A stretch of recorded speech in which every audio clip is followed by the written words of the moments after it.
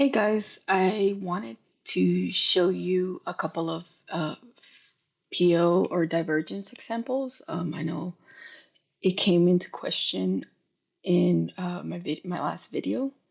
So basically, what are the type of divergences? You look at price versus the oscillator, and for example, here's a bearish divergence. Basically, they're going the opposite way. And as you can see, this is kind of strong. This was medium where it's kind of like you can't really make a good it's kind of like straight arrow basically. Um, where the price is looks okay, but whereas when the oscillator is looking like more bearish or bullish. And a weak one is when the oscillator is looking, less more like a straight arrow compared to price. And then yeah, you can spot a some hidden divergence as basically like a bullish divergence as price is moving up and the oscillator is coming down. Um, and then the same for the bearish side. I like to look at it on the 10-minute throughout the day. Basically, the higher the time frame, the most likely that the divergence will happen. And then I try to use the 21 EMA as my target. Of course, if it gives you more, then that's good, but that's usually my main target. And if I can pair it with another confluence, then that's even better. Like for example, on this day, we were already, we gapped up, we kept gapping up, and we were already at the um, above +1 ATR level. So, that's telling me like, yeah, the market can keep going, but at a certain time, it's going to reach that exhaustion. So then here, you could see that on the oscillator down here, we were already trending down, whereas we were making new highs right here.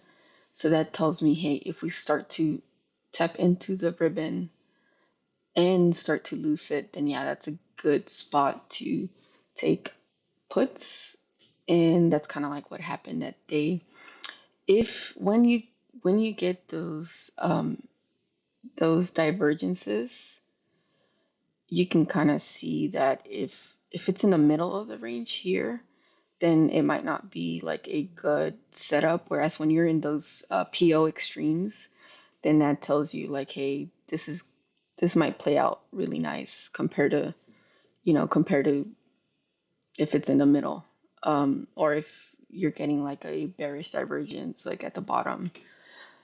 And you kind of can spot these throughout the day. You can spot them in the smaller time frames. If we're trending, they don't work as well. Like for example, here, um, we did have one right here, and it did work because we ended up coming back to the 21 EMA, but it was holding all day, so it's telling me we're trending. This might not give you like a huge move down as expected. So either you can trade it or you can like give up on it basically. Um, let's see what other examples. This is the one I showed you earlier. You could spot it as well on the 3-minute, and then especially like I said, we gapped up a lot, so that tells you like you know we're gonna get a good move. When trading end of day, you can also spot some good ones on the 1 minute. But like I said, I like spotting those divergences in the lower time frames if you're looking for that reversal. So right here you had one, but like I said, it's kind of choppy.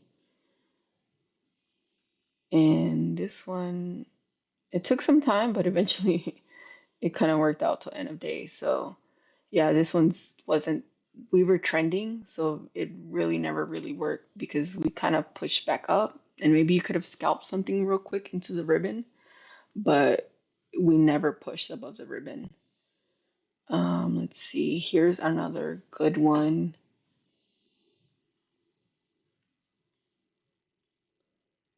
This one was, yeah, we kind of it went above, and then as you can see, it's this was trending down, and it was at the extreme. So that's kind of like how you can guess when we keep pushing up.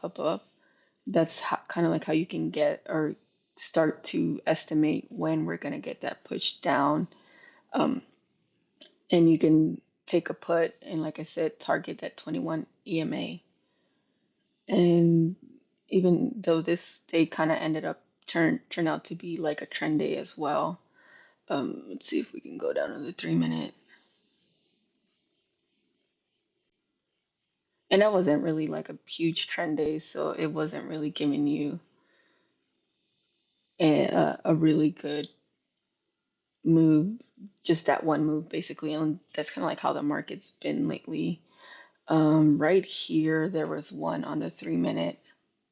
Here we trended lower, and then here this was trending higher, and that's when you got the big move right here, and that could have given you a good trade right here, quick scalp. And then here, as you can see, this could have given you a quick scalp for a put because you had that divergence right here. And then you target that 21 EMA. So basically, this is a 6 minute trade. You're out, and then you're seeing we're kind of trending up. So you could have actually played call, switch up and played call, especially when the 3 minute 200 EMA held. But yeah, I just wanted to give a few examples on how to use them. Thanks.